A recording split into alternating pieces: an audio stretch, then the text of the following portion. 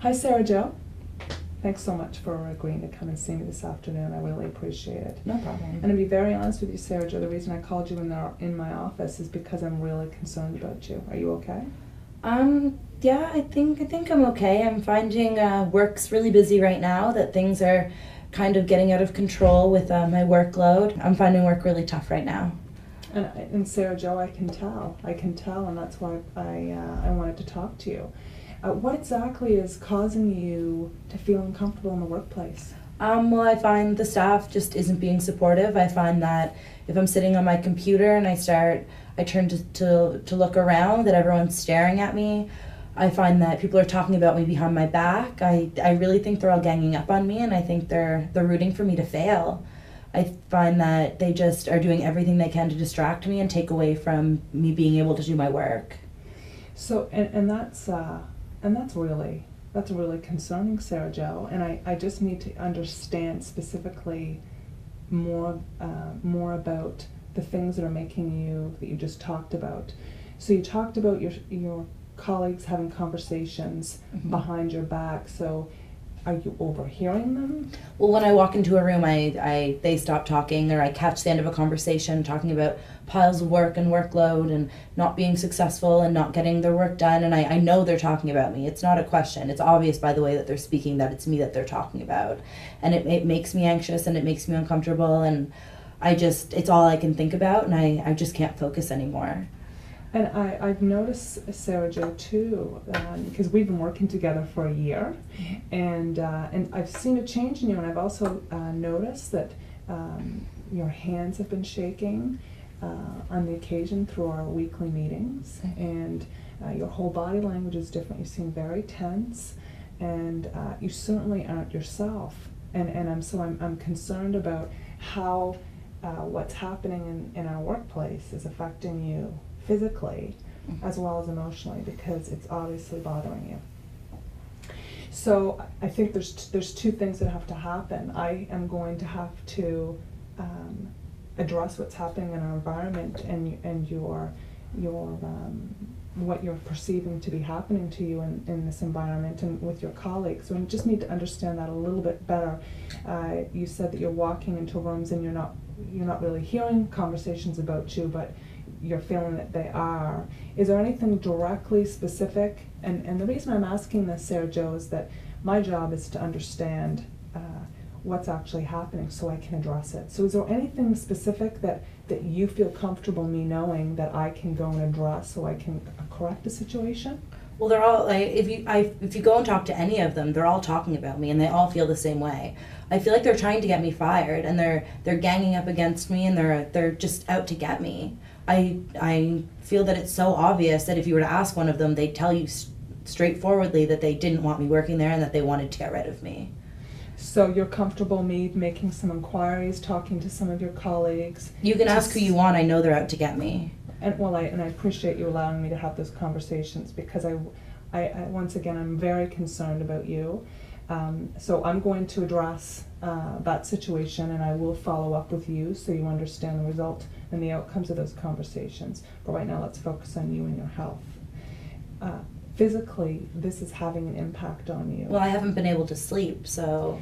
Have you seen a physician? Have you considered seeing a physician? No, I find I'm just too busy, and I'm overwhelmed when I'm not at work trying to get my work done and being distracted. I'm just focused on this all the time. I haven't had time to go even think about going to see someone or talk to someone about it.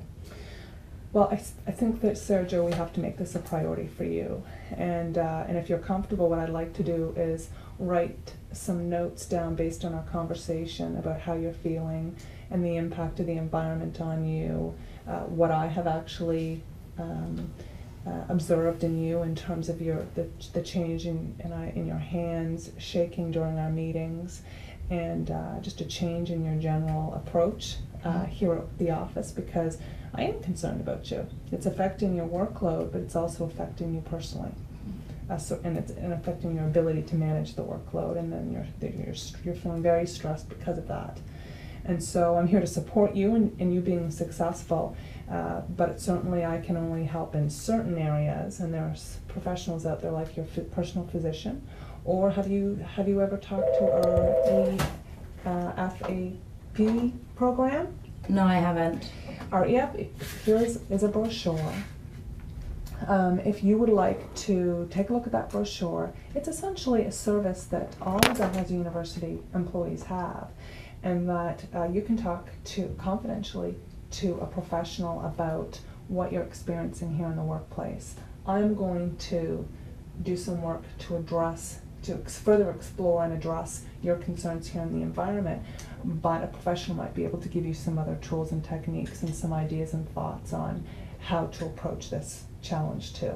Okay. Which I find personally a great exercise to go through, but I just offered it there as a suggestion. Okay. And so what I'm hearing is you'd like me to write some notes to document what I've really seen, what you've told me, so you have it in writing to help you articulate how you've been feeling here in the workplace to your physician. Yep. And so I'm going to do that. Okay. And I would strongly encourage you to come and talk to me again at any point if you need my assistance or support. But I'm going to, as I said, ask some questions about to your colleagues about the situation and what they have observed, so we can meet at the end of the week to do another follow-up on this. Okay. So it's important that you feel supported, Sarah Jo, because that's the reason and the purpose for this meeting. How are you feeling? Is there anything else I can do for you at this point? No, I think it's pretty good. I'm still really anxious, and I don't really even feel comfortable going back out and continuing my work, but I'll do my best, and I'll try to talk to someone about my issues with not sleeping and that type of thing, because maybe that will help me get more work done. But yeah, no, I feel like you're being really supportive, and there's really nothing else at this point you can do. What I'd like to do is perhaps offer you my office if you'd like to make a call to your physician or to the EFAP program, and so you can confidentially make those calls and make those appointments. Okay. Because I think that's important. Let's get started on the support that you're comfortable with and taking the next steps to address this problem. Okay. In the meantime, I will go do my part. Okay, thank you. Thanks, Sarah Jo.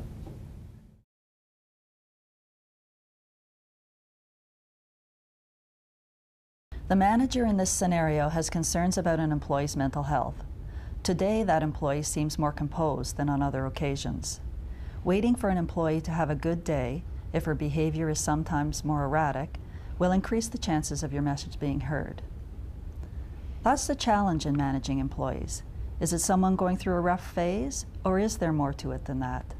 When you need to have these conversations in the workplace, it is important to manage them sensitively. Seek advice if you're unsure how to proceed. The manager has seen behavior which might indicate some possible health issues. She described the deterioration of the behavior and performance over a period of time, behavior she had witnessed firsthand. Showing genuine concern, she used her active listening skills and asked good questions, reflecting back the content she heard as well as the feelings and needs of the employee. She recommended resources for the employee and scheduled a follow-up discussion.